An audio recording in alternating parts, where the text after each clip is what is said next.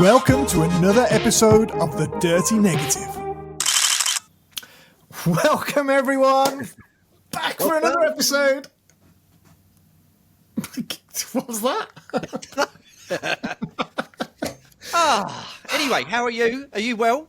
Oh, I'm good, mate. I'm good. I'm looking forward to this one. Yeah, this is our first female guest. Yes, and I think she looks very lively on her website. She looks like full of fun. You know, I'm very intrigued by what we're going to find out about this young lady. Yeah, I think it'll be good. After researching her on terms of social media and stuff, and all the things she gets up to, I'm so tired already. And I was only reading it. So it's just, she's got to be full of energy. Absolutely. Yeah. And I think it'd be a treat. I mean, for the viewers out there, go and check the stuff out because it's phenomenal. It really is. And I always say that, but we only get people on that are phenomenal stuff. Well, she's very diverse, isn't she, in what she does? I don't know how you can do all of that. No. To be honest, have the time to do it all, but I'm really looking forward to it. And of course, her work is beautiful, you know. But there's so much to it, isn't there? There's lots of different things going on. I'm just looking forward to doing it. Makes me feel so simple. Well, no comment, Terry. Yeah, thanks, man. So I'll give you that one there. Yeah, no worries. Anyway, shall we just get straight into it? Yeah, absolutely. And then we'll have a chat afterwards because I'm just dying to get into this. Off we go!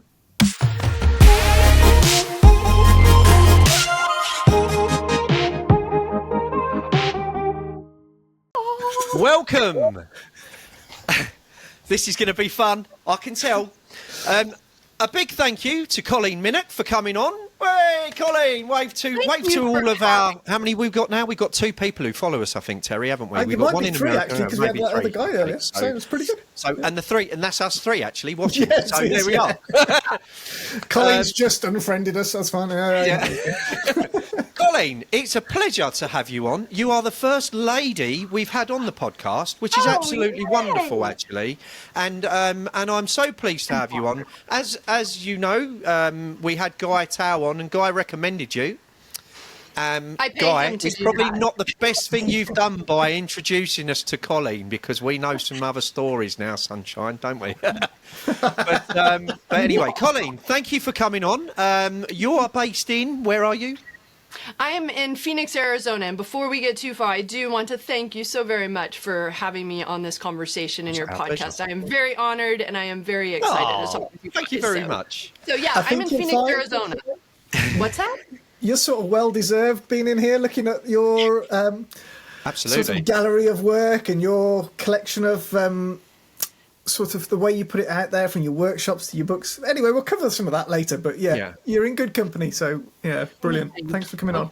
Colleen, there is absolutely loads that you could talk about with your career and, as Terry said, all your stuff, but you come across to me as someone who just likes to have a bit of fun, muck about, but you know, there is serious sides to it all. But you know, I was having a little flick through your stuff earlier, and I read I think it was a blog that you was just writing about word of the year.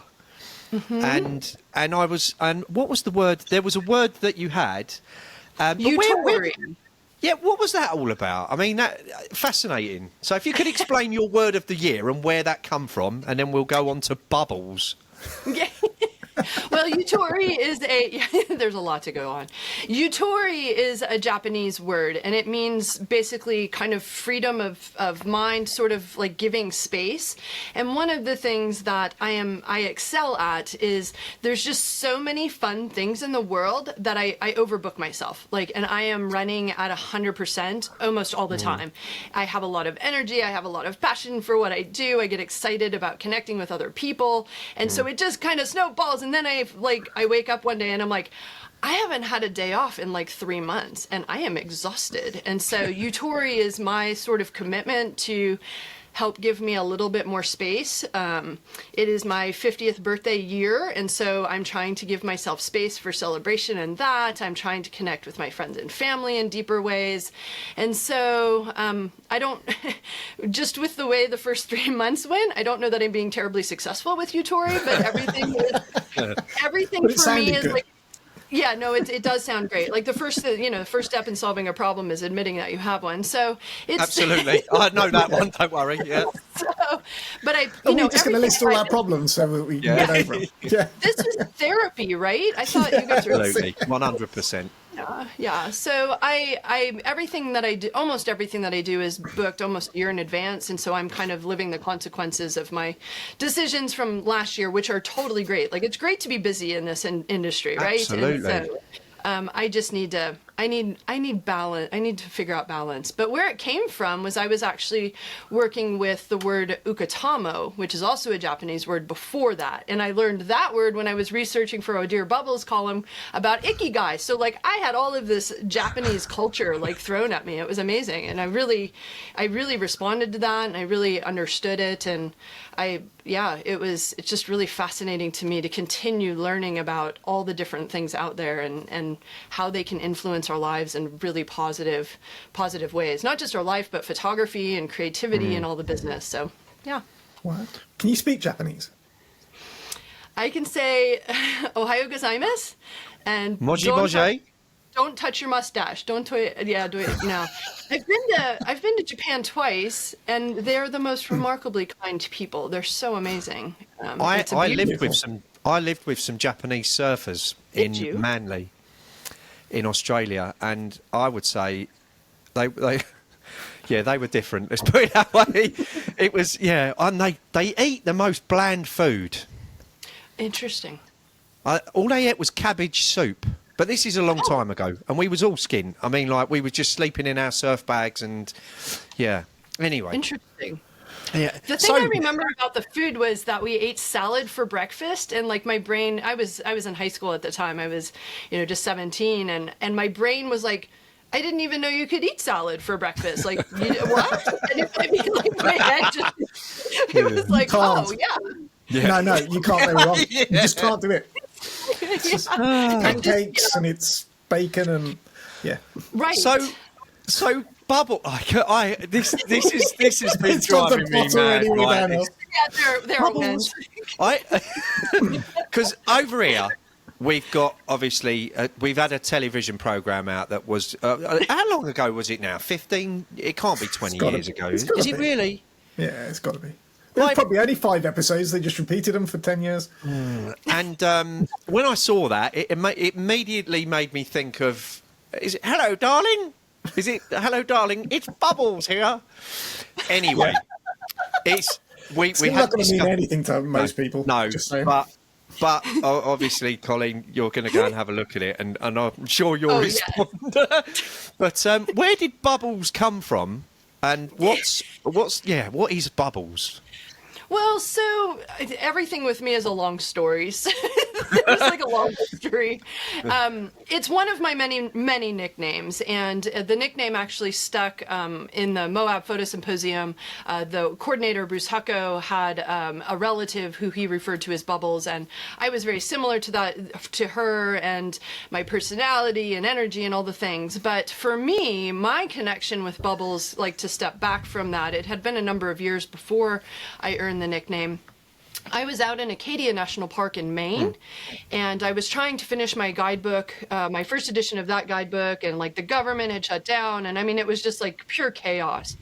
And I was with my folks. We went to a remote part of the park, which was on an island called Isla Ho, and we were walking, just hiking, and it was a glorious afternoon. It was sunset on the coast, and my mom was wandering around like we do, and she goes, Colleen, come here. There, you got to see this. And I was like, all right, what is it? And it was like this little tide pool, like just little. And for some reason, when I turned my head down, like it was almost like my brain just went like exploded into this whole nother universe of creativity and self-expression. And I like up to that point I was doing a lot of iconic and classic photography, like just kind of, I mean, it wasn't really self-expressive, but in this moment I saw bubbles. And I actually, you know what, if I turn my screen, there it is. Do you see that? Yep. Oh, is that where this comes from? Yeah, so it's this exact photograph, and I made the photograph, and I picked my head up, and for the first time in my photography career, I was confident. I was completely sold and proud of my image, and I looked up at my mom and I said, "I think I just made the best photograph I've ever made in my life." That is and a my beautiful dad's like, picture, "What are guys. you two doing? Like, what are you doing? Like, what's going on?" And I'm like, "Dad, I think I just made the best photograph of my life." And he was like, "Well, let me see it." And he's very supportive, but he was like, "Nah, what's going on? What do you see in this like little pool?" And I showed it to him, and he like very quickly was like, "Oh yes, that's the best photograph you've ever made It's in an your life." incredible And so- picture.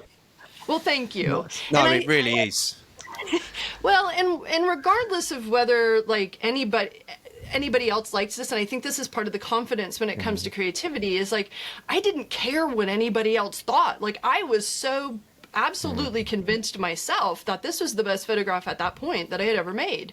And that's where I feel like we need to get with our work. We have to get to a point when we're following, at least in my case, self-expressive landscapes, is we have to be proud. We have to be confident about the message that we're trying to convey. And that was really the first time that I did that. And that really started my affection with bubbles in general. So now I see bubbles and all two marbles in my brain. I just go boop. And so That's brilliant. yeah. I like that. It's nice to have a story. And It is. Yeah. you self-described to saying you were about photography and writing and that as well. It's not just photography, it's not writing, it's both, and they're equally important. The way I see you present it, they sort of complement each other. I must say, I think your photography is amazing. Well, thank you. That's enough of all the gushy stuff. That's it, right? That's it. You're not getting any more. That's it. I paid you well, apparently. The check's in the mail. Yeah, thanks. But it is, and it's, oh God, so many questions over that in reality. Now, we had this conversation earlier because we were on about writing stuff. I'm not a reader. I've got to be honest. I will listen to audiobooks and videos and stuff, but I don't read per se. I can read. I learnt it at school. I just don't like it. But I'm very visual. Fair. I love pictures. I try and imagine my own stories from that picture. And that's one of the things your photographs do, is that I look at them and I can just make 100 stories out of some of them. And it's, and that to me is the beauty of a photograph, if it gets it right. And I think you do that, in all fairness, which is, there's not many people in the world that do that, I don't think. In reality, it's a small number. So I think you're sort of up there. Yeah, I'll put you up there. Oh, thank you. Not that my word means anything at all, I was but going to say, do I get to be famous now? Like, no, I don't want that. I think you only ever get famous when we pass away and someone else is probably... Colleen, as you said earlier, that's gone now because you're on this podcast. Yeah. So you forget that. You know what I mean? But in terms of your photos, when you're taking them, because writing's so important into your creativity, when you look at doing a photograph, do you have a story in mind and you want a photograph to tell that story, or do you get the photograph and then want to tell it with the story? Yeah, so semantics are important to me because I am a writer. So I no longer take photos; I make photos, and so I know that that's a little. It's a head game, but for me, it's important because it does come down for me for building a connection, and with my landscapes, and the connection can be as simple as I'm appreciating a moment just as it is as it's unfolding. A lot of times, more often than not, I actually have this extensive narrative, this imaginative story and it usually relates to life and what's going on in my, I'll have an existential crisis and I'll try to represent that photographically. And so for me, photography is a way for me to express these things that are sometimes hard to put into words. I mean, there's obviously, I feel like a broader perspective that you can get in writing and words.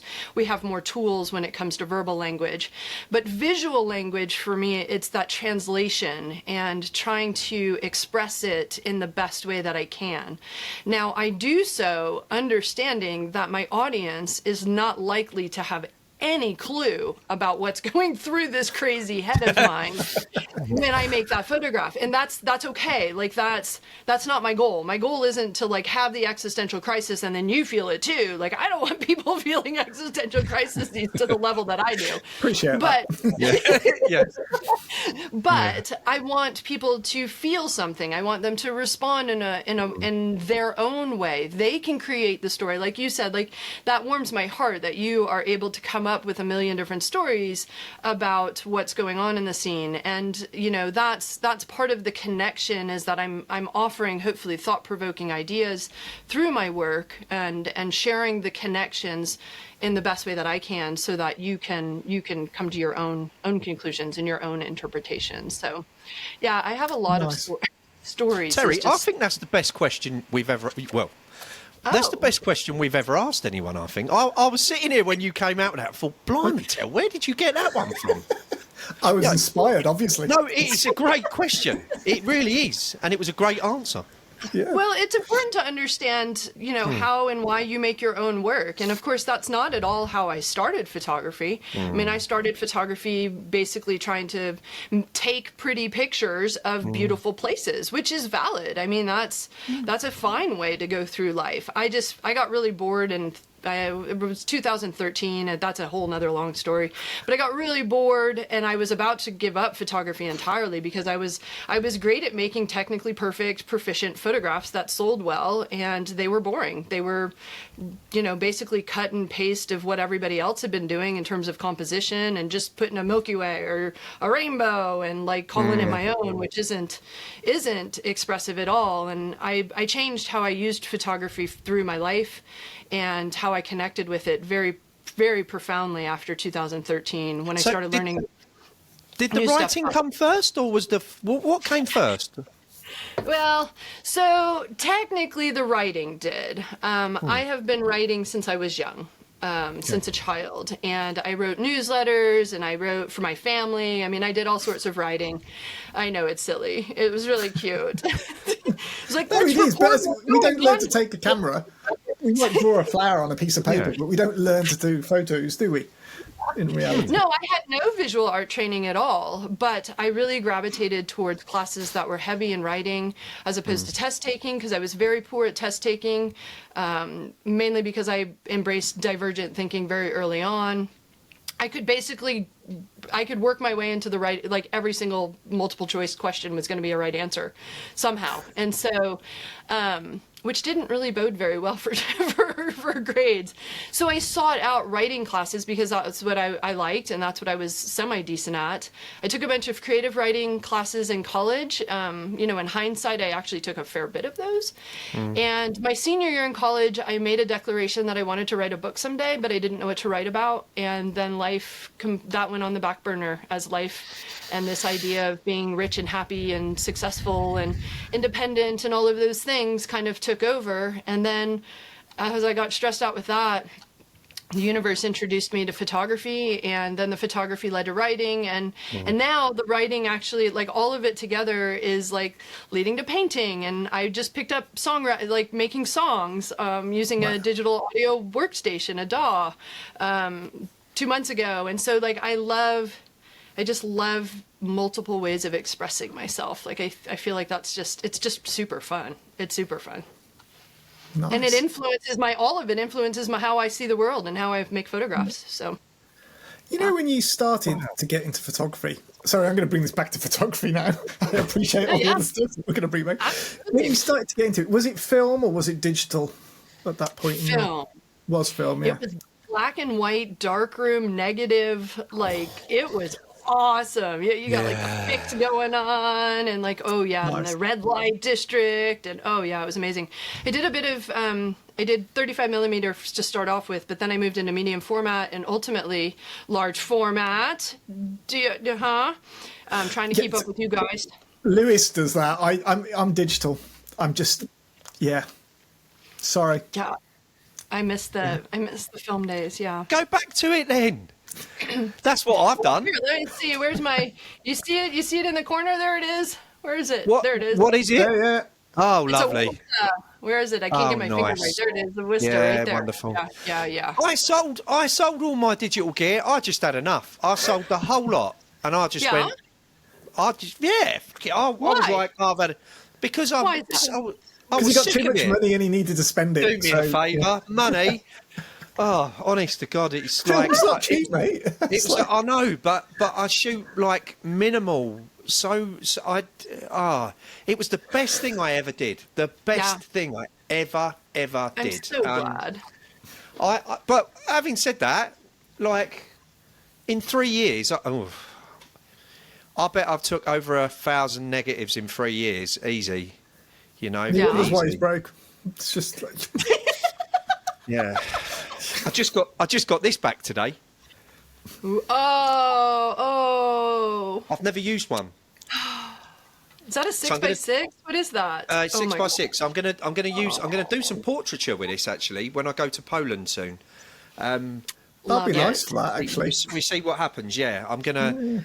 Yeah, hopefully I won't load the film the wrong way round or anything like that. Yeah, but, practice with it first, yeah? Yeah, I will have a little. Yeah, I think I know it. Yeah. Anyway, we'll get there. We'll get there. It's important that everybody finds their way, right? And everybody can Takes a have a long time, different doesn't it? answer, and they all be right. And so I'm glad. I'm glad that you're connected still with film. I think that's awesome. I love it. I wish you were broke. I'll but- never shoot. I'll never shoot anything else ever again. Ever again. Oh, So you heard anyway, it that's here enough of me. It's first, not about me. live on It's the about Dirty Yeah, yeah. Negative. No, he's always going on about that. Yeah. So, Anyway. in terms of Good for you. you starting off on film, obviously you've progressed now to, Yeah. from dark room to light room. I don't use Lightroom actually. I use Photoshop, but I don't use Well, Lightroom. fair enough. Anyway, but I get you. Keep going. But do you still try and get everything right in camera? Do you spend much time in Photoshop afterwards? And like you would in the dark room anyway, you'd have done various bits, dodging and burning, this, that, and the other, which always annoys me when people go, it's not the same when you edit the photos. Well, it comes out bloody flat anyway, and you have to do stuff to it. Just like, it's just a negative. I know, I appreciate you can do extra bits, but... Yeah, so I photograph in RAW, and RAW is data. It is actually not an image. You have to process it. And like if you want it to become an actual image that anybody else can read, you have to convert it and process it. So there is a level of processing that comes with digital technology. We have to do that. I worked in software engineering for 10 years, and there is a reason why I am an ex-software engineer. I do not like to sit behind a computer. And so I would much rather be rolling in dirt and exploring the world than processing my images. So I am what I call a very efficient processor.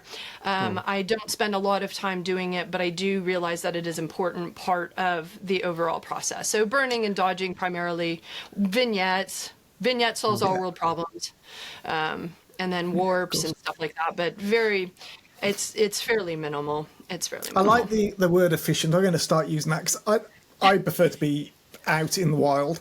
I don't like to be behind the computer. I do that for my day job, 'cause commercial photographer in the day sort of thing. So I do that then. My own personal stuff, which is like 15 minutes max, is what I give myself to edit a photo when I've done it. Because I've just, you know what? I don't want to be here. I want to be out there. And it's like, Exactly. Yeah. Exactly. And I think paying attention in the field. So I work fairly slow, as if I were photographing a 4x5. I work fairly methodically. I do try to get, as much as I possibly can correct to my standards in the camera. I want to maximize my data because I am working with RAW. RAW is just data, and I want to maximize the quality and the quantity of data. And, you know, by the time I go to the computer, I tag my photographs in the field so I know exactly which ones I'm going to process before I even sit down. Wow. And so, yeah, I don't do the like, let me fish and let me see what I think I like now.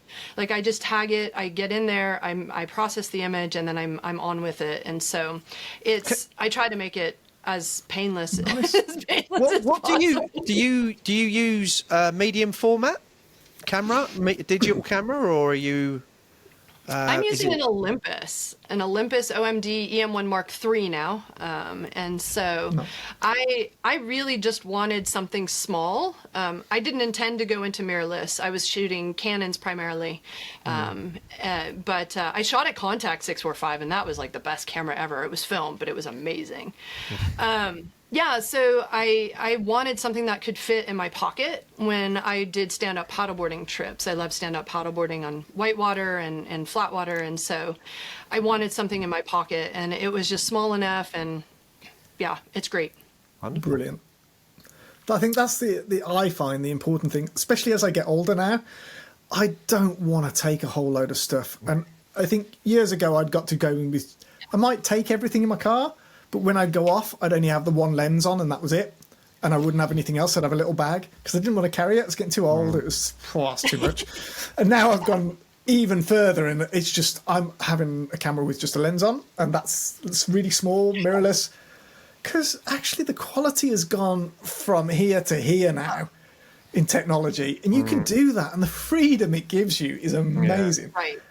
And it's, I mean, we make photographs with our brains, with our eyes, our brains, our senses, and so the tool is just an extension of us. Yeah. I don't particularly care about gear and equipment. I don't care what people use, and you just find what works best for you and how it, you know, how you want to express yourself and go for it. So like the iPhones, like you said, and the technology has just progressed so much. So it's made photography so much more accessible to a greater, broader audience, and I think that's phenomenal. Like, we get to see more of the world from everyone. It's pretty great. So yeah. So are you currently working on a publication at all? I am. What's the matter? I was laughing because I'm in kind of a recovery phase. Oh, okay. I just published adventure memoir called So Said the River, Life, Loss, and Pie on the Colorado. And it was a 9-year project through 9 years of the most difficult parts of my life. And that came out last July, and I've been promoting and doing events and just all the things. It's just been so crazy. But yeah, it's a now that I'm through it, it's kind of a fun little story about finding fulfillment through adversity. And Guy is in the book. He's a character in the book. And yeah, I'm not supposed to tell anybody, but in the book, everybody finds out that he's actually a pretty fun guy. So,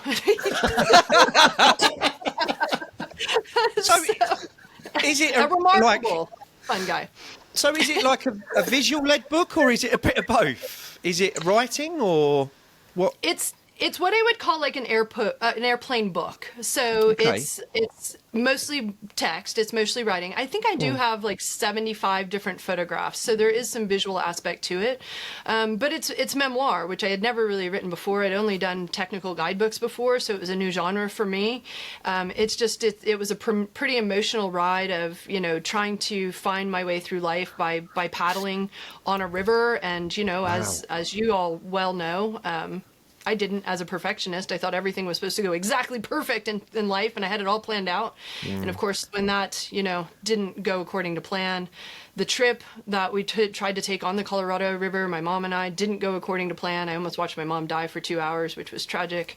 And I felt like I needed to go a different direction with my life. I needed to find how to flow in my own river, my own current, and find things that made me happy, things that filled me with contentment, as opposed to checking all the boxes that I thought everybody else wanted me to do. And so it's kind of that progression of how that came to be, you know, how to be authentic in your own space, in your own world. So it was very different. It's a beautiful river as well. Oh yes, very much so. I've seen it. I'm gonna buy that. Oh well, I can connect you. I published it, so I can hook you. Okay. Hey, Lewis, I'll put a good word in with the author for you. What you guys need to do is come out to the Grand Canyon, and I'll show you the Colorado River. Come on. I totally agree with that. Well, funny enough, that is in. That is actually in the next question. Oh. I really want to come on one of your workshops, not for photography, but for well-being and great fun. How can people find out more? How much did you pay him? I mean, geez. I just added another zero to your check. It's in the mail. You're doing well. Listen, I've run workshops, Colleen, right? But like yours look real entertaining, and well, they are. Yeah, they must be. Do you know what? I'd love to be. If I booked a workshop, I think you would be the person I'd want to go out with, just because it just looks like a right laugh. To be honest with you. Well, it is. And the landscapes that you are lucky that you have got the most amazing topography to work with over there. It's so diverse and it's so big and it is an amazing landscape. I was there a long time ago, and it really opened my eyes up to what the planet really has got to offer. So, I think that's the beauty of travel. I mean, I've been to England and Scotland and Ireland and that area, and it just really opens your understanding of the world. So. I live in Wales, Colleen. Oh, fun. I haven't been there yet. Yeah, it's all right. I just want to throw that in there. Well, no, I throw it in there because, well, I have people come and visit me with my other business from international, and they'll go living in Wales, and they'll go, "This is a nice part of England, this, isn't it?" And I'm like, "Please don't say that in front of the local people, for God's sake." Do you know what I mean? But yeah, I'm glad I got that warning. Thanks. Yeah. Well, no. I do sort of like way getting lynched. I mean, you know. Yeah. Anyway, but yes. So how do you come up with workshops then? How do you think to yourself, do you know what? I want to create something a little bit different than what I'm doing. You know, how do you sort of bring them together and yeah, what are they? Is it well-being that you think of? Do you think, okay, a little bit of photography, well-being, so on and so on? How does it work? Yeah, so for me, the most important value for my workshops is that I want to create a safe, supportive environment for people to be exactly who they are. And I am on hand through photography means, and sometimes writing, sometimes painting, depending on the workshop. I am on hand to help people progress in their own journey. And that it is really important to me that I find locations, lodging in particular, where we can be sort of a bit of a community. So for like my geography workshops, I'll rent a big house. We'll stay in a block of rooms that are right next to each other in a hotel or a resort. And so I'm looking for places, at least right now, a lot of my work is around the Colorado River and water and coast and things like that. So places like Acadia National Park in Maine is very easy for me to connect with. I have to connect with the place first before I bring other people into that space. And so I only do workshops where I am familiar with the location, so that I can help people answer kind of their own questions about how they're connecting in their own way. So it's, sometimes it's like last night we had a geography happy hour with the alumni, and we tossed around ideas for next year, because next year for geography is my 10th year as leading those trips. And so I want to make sure that my community is, expanding their worlds in their way. So I want to bring them to locations that they're excited about too. So there's kind of a little bit of a balance, but no matter where we go, it could be my backyard, it could be your backyard, I want people to feel safe and supported in trying new things and experimenting, and being more technically competent and confident, and then being able to express themselves creatively, and that, you know, that looks different for every single person. And I think that's the fun, is all the diverse backgrounds that we get, both on my all women's workshops and my co-ed workshops. It's this diversity and celebration of uniqueness, and I think that's what makes my workshop so special. Is, yeah, we're learning about photography, but we're also really growing in our own capacities. It's really, I love it. I mean, I love everything about amazing teaching. So yeah, so come on out. Yeah, I got plenty of room for you. Come on out. Yeah. Just the flights and the May. I'd love to. I just like the fact that you don't have rain very often. I mean, that to me is just bliss. Yeah. You go photograph, I'm just going to lie here and listen. The other thing is, though, like, for those who are not aware of, I hope I'm not going to make myself sound like an idiot here, but Maine is an awful long way away from where you live, isn't it? It is. So the logistics of pulling that together is massive, and there's a huge cost in that. So I was thinking, well, you know, are people travelling? Do you have people? Is it just mainly from the US, or do you find that if you're running a workshop in Maine, most of the people are from that region, or are there people coming from outside the US? Good on you, mate. I love it. Well done. I've had some international, yeah.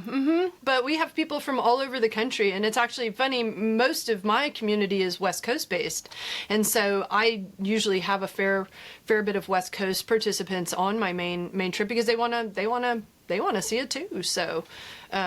Yeah, I mean, I guess like for me, I don't even think about that. Like, I have a truck and a camper. You didn't until now, obviously, but yeah. No, I didn't. I get in my truck and I drive 22 hours, and I don't even think about it. Maine? Do you? I've driven. No, that's 4 days. That's a 4-day trip.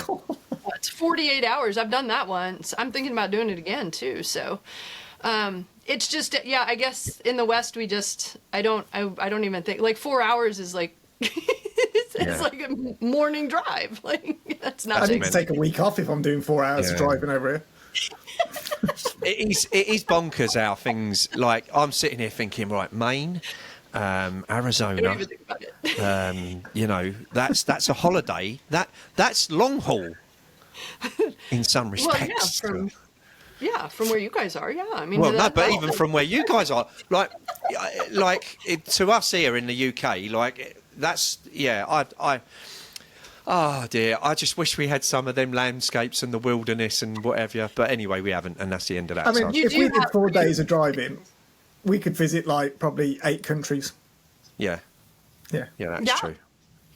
It was funny. So the first time I went to Maine in 2009, it was for an artist in residency, and we were driving back in. It was December 1st is when we were planning, we were going to leave. And there was this talk about like a nor'easter and this big blizzard and storm coming through. And my mom had come out to visit me, and we were like, we got to get out of here. Like, we're from Arizona. We don't know how to drive through snow anymore. And so we get in the car and we drive, like, I think it was like 10 hours or something. It was a very normal amount of time for an Arizonian, like, in 8 hours, we can cross our state top to bottom, you know, south to north. And so we just drove what we would normally drive in the West. And I think we went through like 9 states in like one day. And we were like, oh my, what is going on? This is amazing. Yeah. It's just, there's so much space in the West. I guess our mindset is just really different. With all the different things that you do, from books to speaking engagements to workshops and blooming bubbles and everything else that you've got, you know, your column onto that. Was there one of those which was the catalyst for you to go, I've got something here and I just need to keep developing and taking it forward? Or did it just sort of all merge? I mean, I think, you know, the photography led to writing, the writing led to books led to columns, you know, and then, you know, photography led to teaching, and teaching led to, you know, speaking engagements. And I mean, I feel like it's just, for me, I don't do anything halfway. So like it's like a snowball.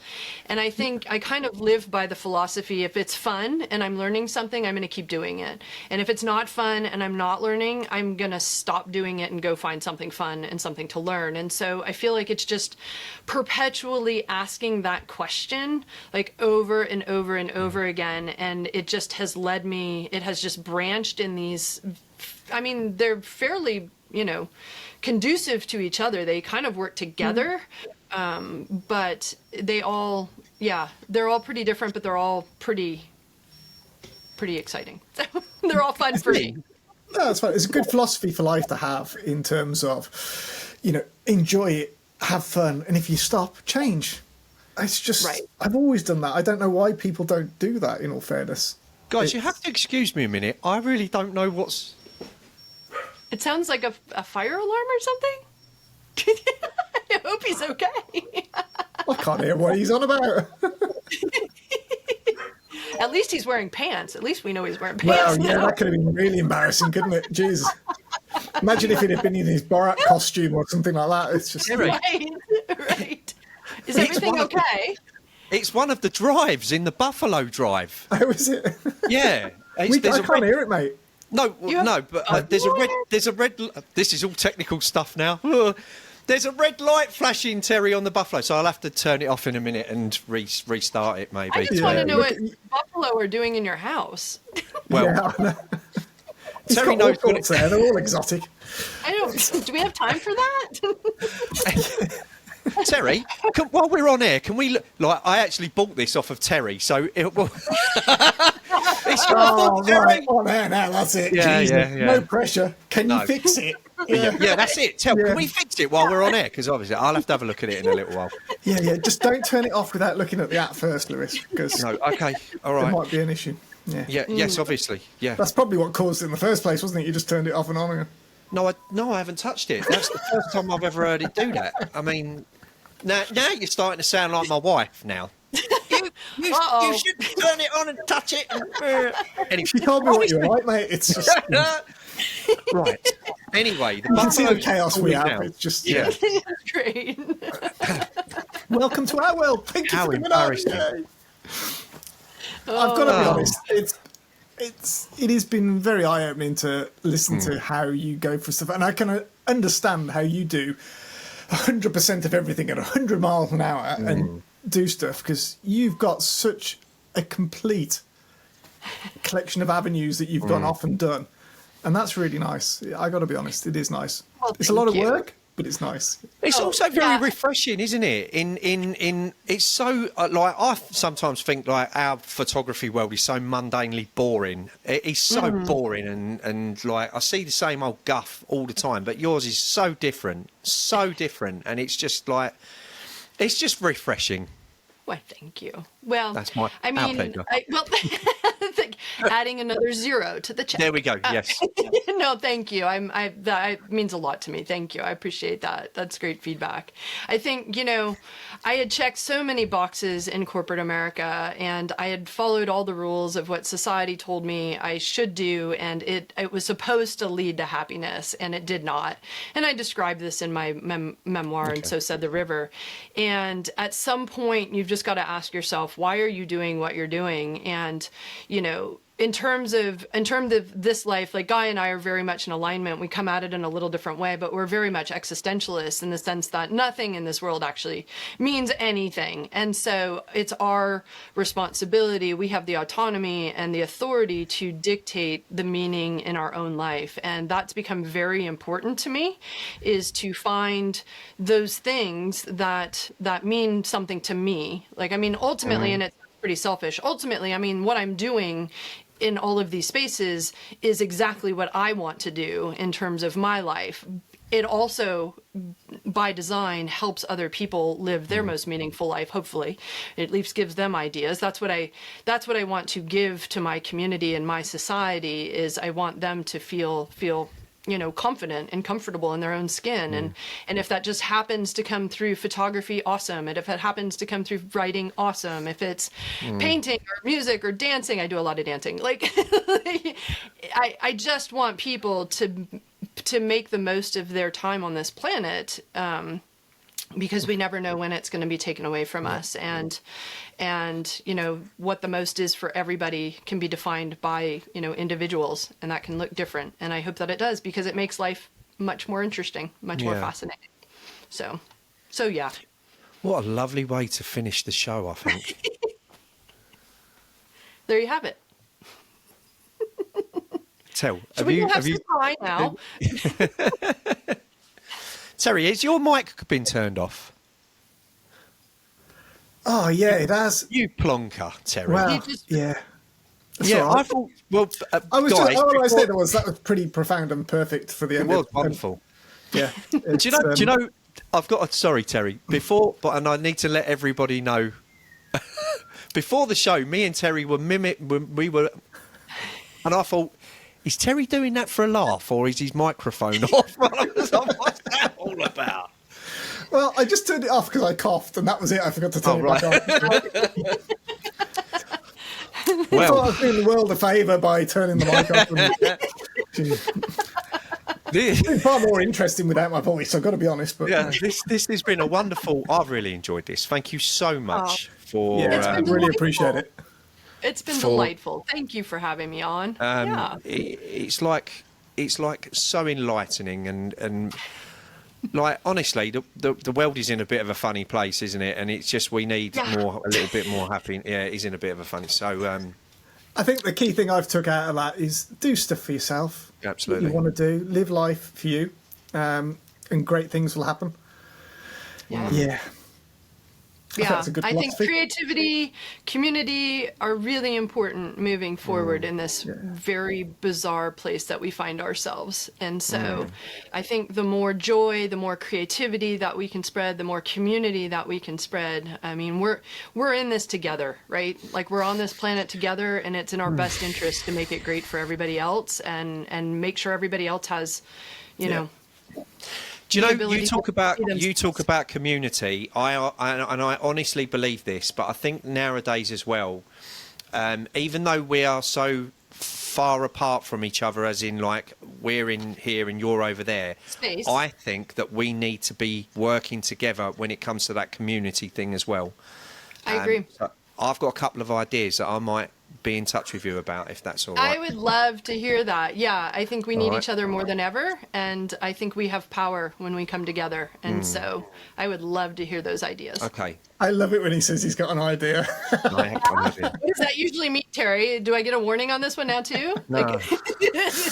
No, but he comes out with something grand, and it's just like, actually, that's really good. I've just had a couple of thoughts about a few things, and as you say, community is so important at the moment. But I think that sometimes, even in our own community, that you might not get the interest that you want to get out, but there are. You know, it's how you link with others so that people outside your community who need what you're trying to give them. I don't know. Maybe I don't know. Anyway. You're on the right track, mate. I think. Yeah. I think it's working. I like it. I like where you're going with this a lot. So yeah, keep going. Okay, stay tuned, everyone. Yeah, stay tuned. You heard it here first. Well, it's been wonderful having you on. Thank you so much. Yeah, thank you very much. Are you going to go dancing in the rain now? Are you going to go out in the rain? I'm going to go find Bubbles. Is what I'm going to go find. Okay.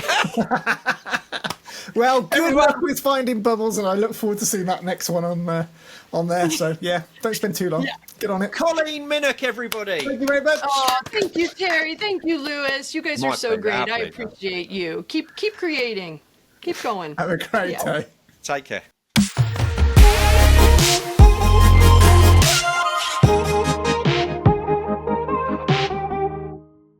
Knew that was going to be good, mate. Knew that was going to be good. A lot of fun. Yeah. It's so nice to meet happy people. It is, Isn't it? and full of energy as well. Bloody hell, where's that energy come from? Yeah. I want some. I want to go on a workshop. I wish it wasn't so far away. I would. I would as well. She must be great fun to be around all the time. I'd imagine it would be, it would just be good for your yin and yang, you know? I've stayed silent. Did you notice? I was just about to say. You know, it's I agree. It's just nice to have, so inspirational, so full of life. Yeah, just fun. Well done, Colleen. I actually think I need to go on more workshops. I don't go on. I haven't been on a proper workshop apart from not photography workshop in a few years. And in fact, actually, it was before lockdown, so I haven't been on one since then.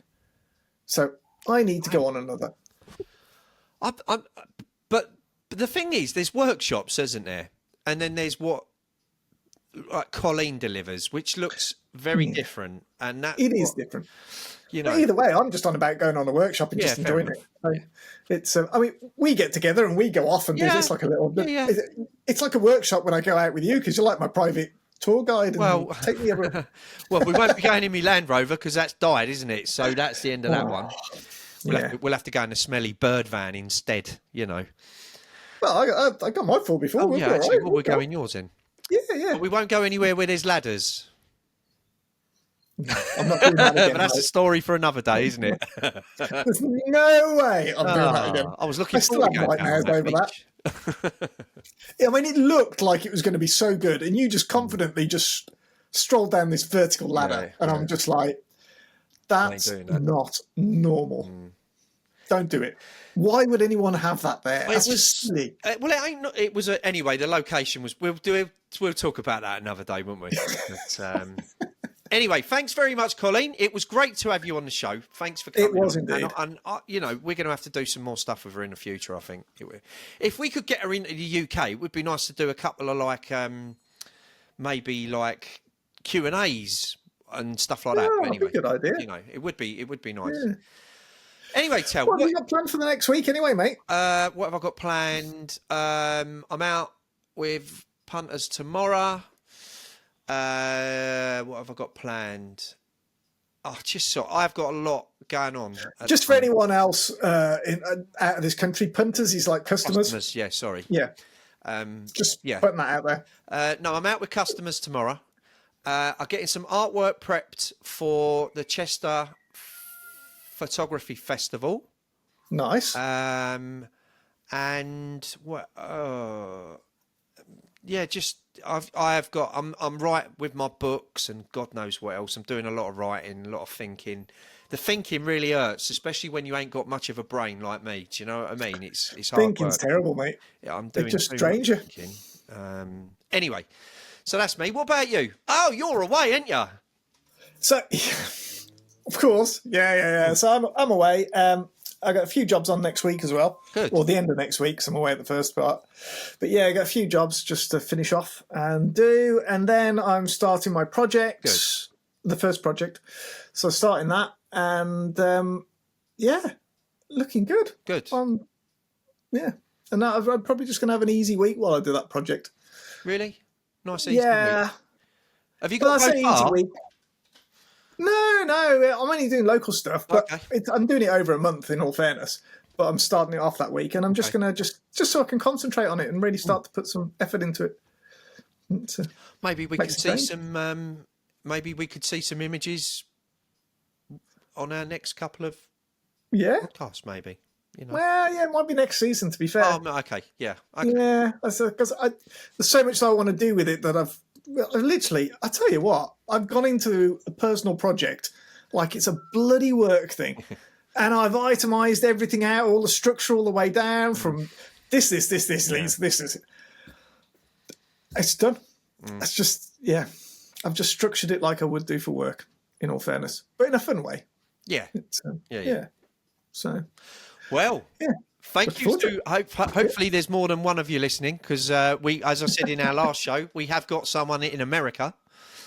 Hopefully we've got a few more, and I hope everyone's enjoying it. Leave us a bit of feedback, so we know how we can improve. And drop some comments down. Yeah, absolutely. Send Q&A back. If there's anyone in particular that you think we should look at to get on the show as well, send their names over. If you want to ruin somebody's career, send them our details. Send the details to them. We can do that for you. Yeah, we're good at that. All right, we can do that. Excellent. Right.